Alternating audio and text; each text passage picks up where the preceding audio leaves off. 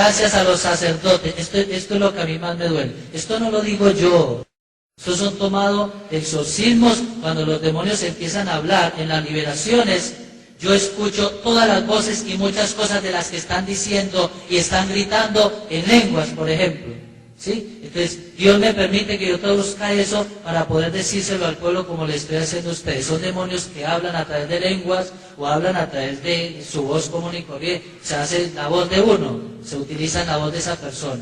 ¿Me comprenden? Escuchen esto, a mí me duele mucho esto. Yo no juzgo a nadie ni critico a nadie, pero digo la verdad, porque me duele. Escuchen esto.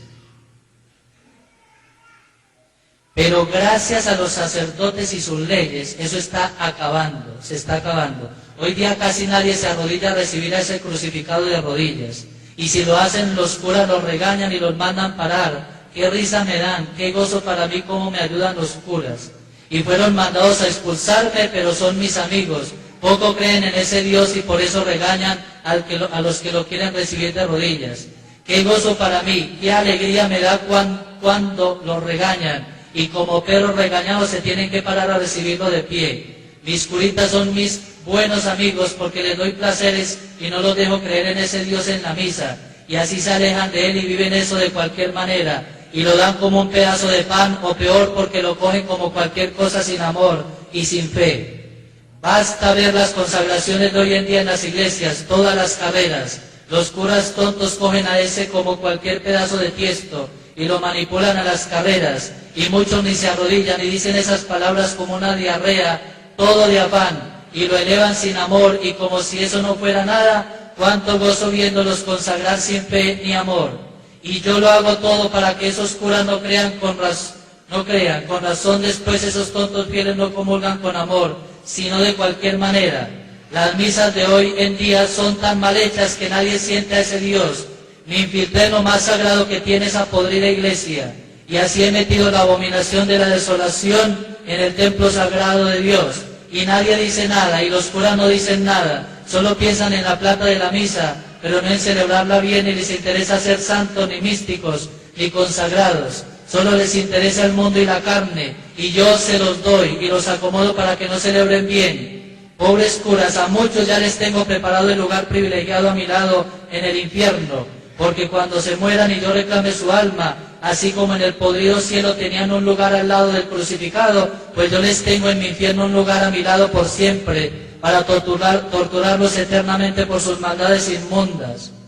Jodidos curas míos, ellos no saben que lo primero que les evaluará su Creador es sobre cómo celebraban la Santa Misa.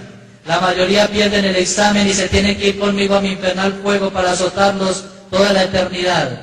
Curas míos que celebran las misas Curas míos que celebran las misas de cualquier manera, ya tienen marcada a fuego su propia condenación. Pobrecitas bestias vestidas con hábitos sagrados, cómo me deleito con ellos en mi infierno, y todo porque celebraban esa misa a las carreras, consagraban a ese Cristo sin amor y lo daban sin fe y de cualquier manera.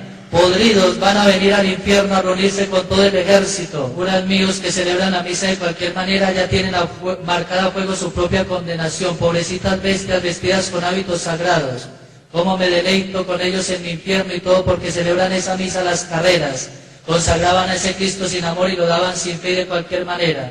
Podridos van a ir al infierno a reunirse con todo el ejército de curas condenados que están a mi lado, encabezados por el obispo Judas Iscariote, mi más fiel colaborador para destruir a los curas en esta época. Un cura que celebre mal la misa y la haga mal y a las carreras, la consagración, ya tiene la mitad del infierno ganado. Es de lo poco que no perdona el Creador que haya tratado mal a su Hijo en la Eucaristía. Y yo los llevo a que lo escupan y azoten más cuando lo consagran sin amor. Pobres curas y pobres tontos fieles, porque son míos, cuando reciben a ese crucificado de pie con orgullo y arrogancia, como si se igualaran a él. Pobres tontos soberbios, les preparo su lugarcito en el infierno, porque si algo le duele a ese Creador es que reciban a ese crucificado en la comunión de pie o en la mano, como retándolo. Mi reino cada vez se llena más y más de esos sacrílegos profanadores malditos que reciben a ese Jesús de cualquier manera. Prepárense, porque ancha es la entrada y espacioso el camino que lleva al infierno, y son muchos los que entran por ella. Y esos tontos entrarán por haber profanado a ese Jesús, pobres curas y fieles sacrílegos.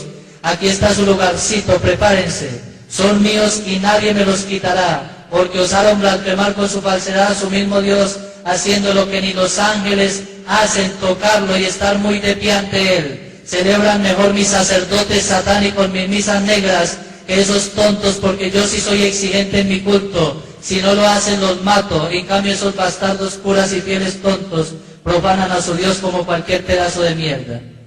Ave María Purísima. Ave María Purísima. Ave María Purísima. Ave María Purísima. ¿Sí escucharon bien? Puede ser que a alguno le escandalice eso. Lo que pasa es que el demonio de María Purísima no sabe hablar de otra cosa sino porquerías. Pero escuchen esto. Escuchen. La comunión en la mano, uno de los triunfos más grandes de Satanás, de su reino. Que toquen al mismo Dios. ¡Qué dicha! Con sus manos manchadas, cuando ni siquiera los ángeles. ¡Qué dicha! Cómo se pasean por las iglesias los soberbios y orgullosos, con sus manos negras de maldad tocando a su Dios como si fuera un pedazo de pan.